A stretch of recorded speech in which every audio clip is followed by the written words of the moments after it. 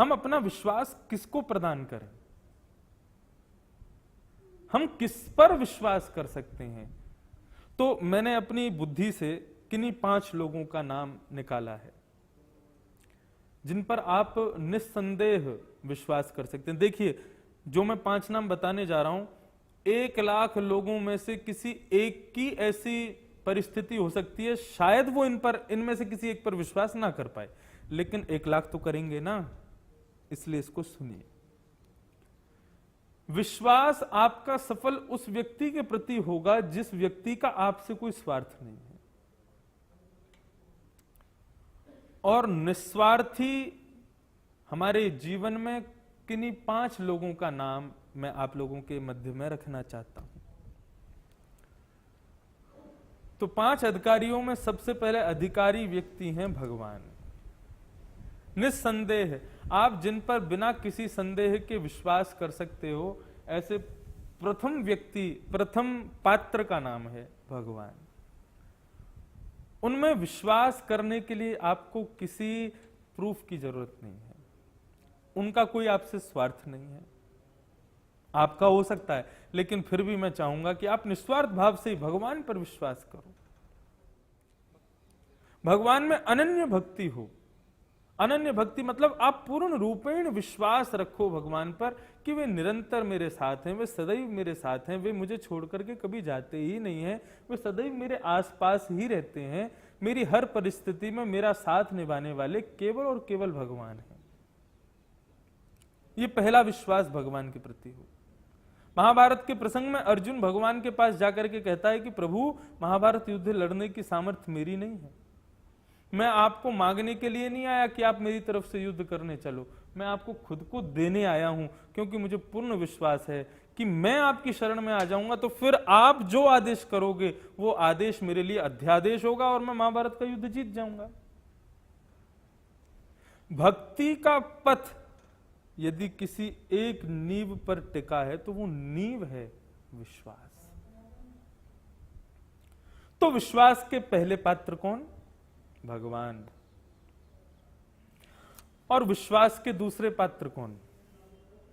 पुनः मैं कहूं, इन लोगों पर आप निस्वार्थ भाव से इन पर बिना प्रूफ के आप विश्वास कर सकते हो।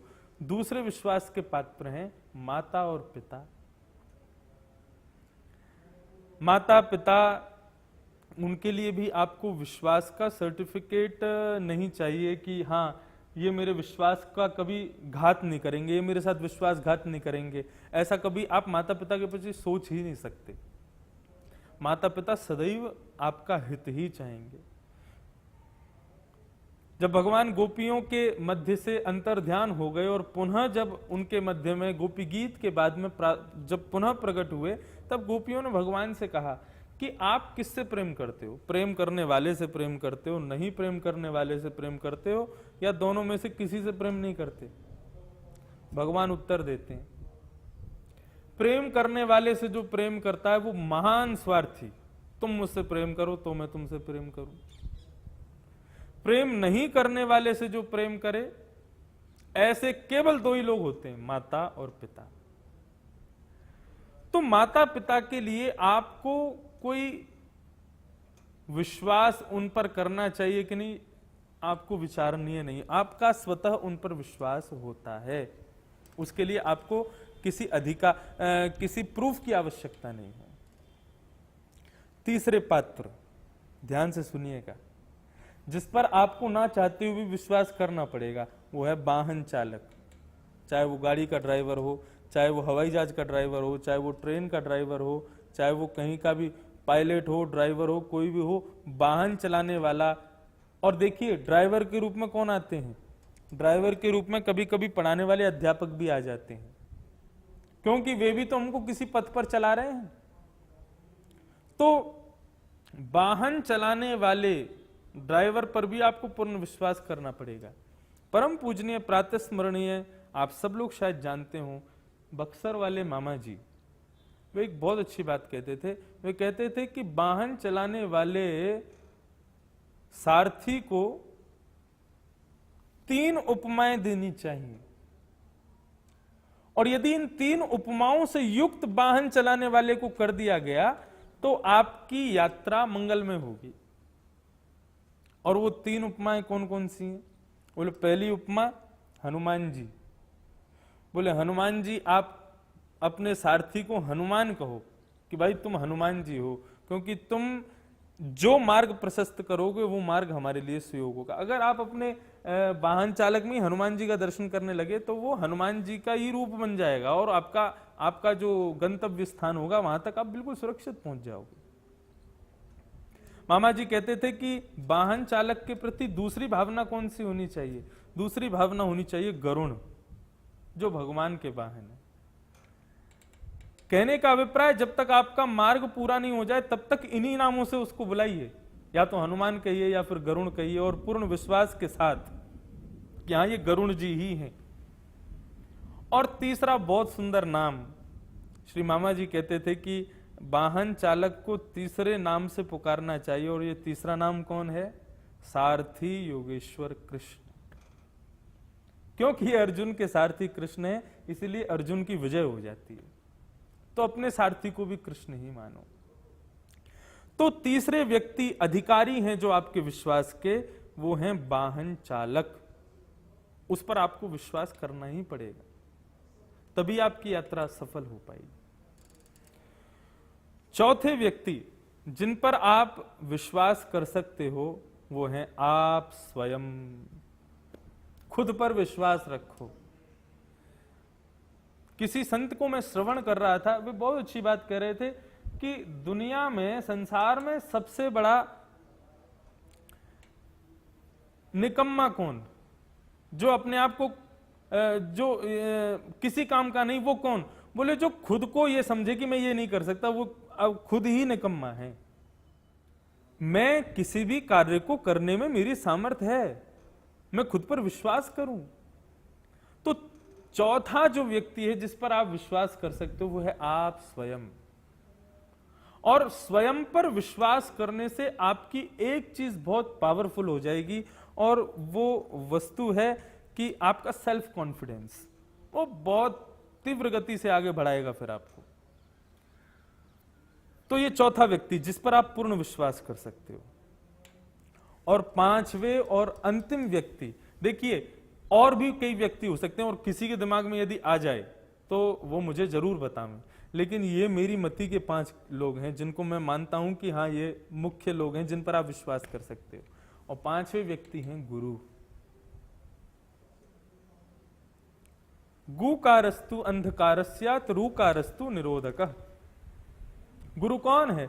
जो आपके अंधकार को दूर करे, वही गुरु है।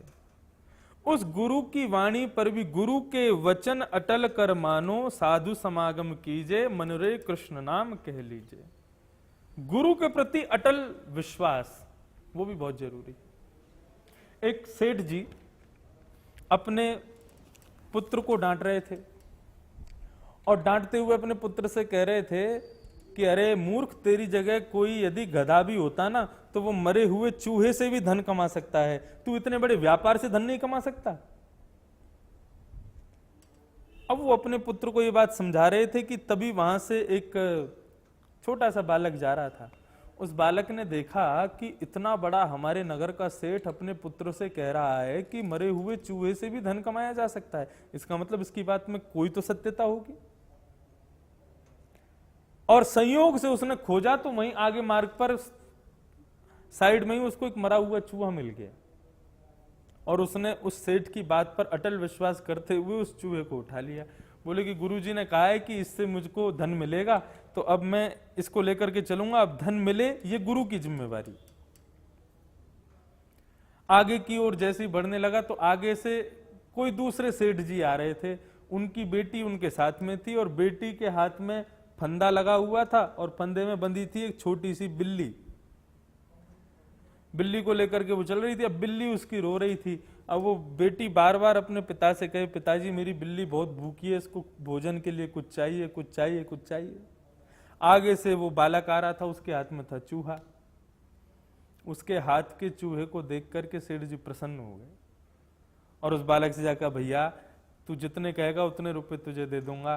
बोले अरे आप रुपए देंगे किस लिए?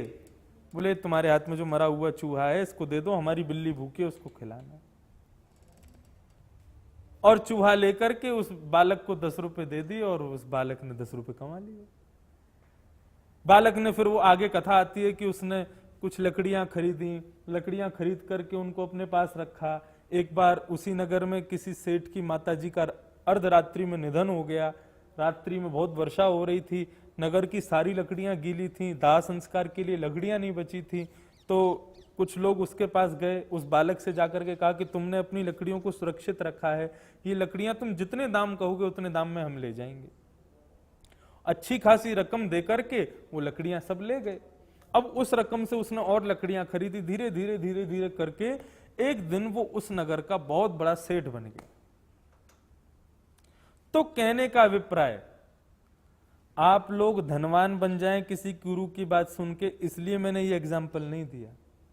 किसी गुरु की बात पर अटल विश्वास करके हमको श्री राधा रमन जी मिल जाएं, इसलिए मैं ये बात कह रहा हूं। तो मेरी योग्यता से, मेरी मति में जो आया, और मैंने जो अपने गुरुजन और कुछ ग्रंथों का मनन चिंतन, कई लोग मुझसे कह रहे थे क्या जो आप कह रहे हैं वो शास्त्र प्रमाण है। माफ कीजिए, भक्ति पथ की इस पाठशाला में अप्रमाणित कोई भी बात नहीं होगी, यहां सब शास्त्र प्रमाणित बातें हैं। और मैं ऐसी परंपरा से हूं कि यहां पर अशास्त्रीय अमर्यादित बातों का कोई प्रवेश नहीं है। तो आप लोग इन 5 विषयों पर थोड़ी सी मनन चिंतन कीजिए, और इसके अलावा भी यदि आपको कुछ समझ में आवे कि हाँ हम उस पर भी विश्वास कर सकते हैं तो मुझे बताइएगा। लेकिन मेरी दृष्टिकोण से ये 5 ऐसे व्यक्ति हैं जिनका आपसे कोई स्वार्थ नहीं है, और इन पर आप विश्वास करेंगे तो कभी आपको धोखा नहीं मिलेगा, विश्वासघात आपके साथ नहीं होगा। तो ये आज की भक्ति पथ पाठशाला का विषय था, विश्वास का अधिकारी कौन। एक विषय और मैं आप लोगों के मध्य में रखना चाहता था। कल 10 बजे इसी विषय को लेकर के प्रश्न आएगा। आप सब लोग 1-1.5 घंटे के भीतर उसका उत्तर देंगे, और उत्तर की जो आज श्रृंखला थी वैसे ही मैं उसका उत्तर बताऊंगा। लेकिन अब हमने थोड़ा सा एक निश्चय किया है कि एक दिन पाठशाला चलेगी और एक दिन केवल परीक्षा होगी। जिस दिन परीक्षा होगी उस दिन पाठशाला नहीं होगी। तो आज पाठशाला आप लोग देख रहे हैं, कल केवल परीक्षा होगी, कल पाठशाला नहीं होगी। पाठशाला परसों होगी, एक दिन की आप सब लोगों को छुट्टी भी मिलेगी, जिसमें आप थोड़ा सा पुराने विषय पर मनन चिंतन कर सकें। और एक चीज और मैं कहना चाहूंगा, ये पाठशाला निरंतर तो नहीं चलेगी, लेकिन हाँ कुछ दिन के बाद में इस पाठशाला को विश्राम दिया जाएगा, और विश्राम के बाद में फाइनल एग्जामिनेशन होगा। जितने भी पाठशाला में प्रसंग बताए गए उन सब के कुछ प्रसंगों के एक साथ प्रश्न मिलेंगे, और उन प्रश्नों का उत्तर आपको वो 2 घंटा 3 घंटे की अवधि दी जाएगी, उनमें आपको देना पड़ेगा। मैं बहुत प्रसन्न हूं कि आप लोगों को इस पाठशाला में खूब आनंद आ रहा है, मुझे भी बताने में खूब आनंद आ रहा है। बस जो भी बात मैं कहूं उस पर विशेष ध्यान दीजिए, विशेषता से उसको श्रवण कीजिए। आज थोड़ा सा मौसम वृंदावन का ऐसा था कि आज बादल भी हमारी पाठशाला में आए थे, बारिश भी हमारी पाठशाला में आई थी, बहुत सारी हवा भी, वायु देव भी, वायु पुत्र भी हमारे पाठशाला में आए थे, वायु भी हमारी पाठशाला में आई थी। तो उस कारण से थोड़ा सा आज पाठशाला का विषय भी सूक्ष्म ही रखा गया। लेकिन पुनः मैं किसी अन्यत्र एक विशिष्ट विषय के साथ में आऊँगा। आप सब लोगों को बहुत बहुत जय श्री कृष्णा, जय सिया राम। फिर मिलेंगे अगली पाठशाला में।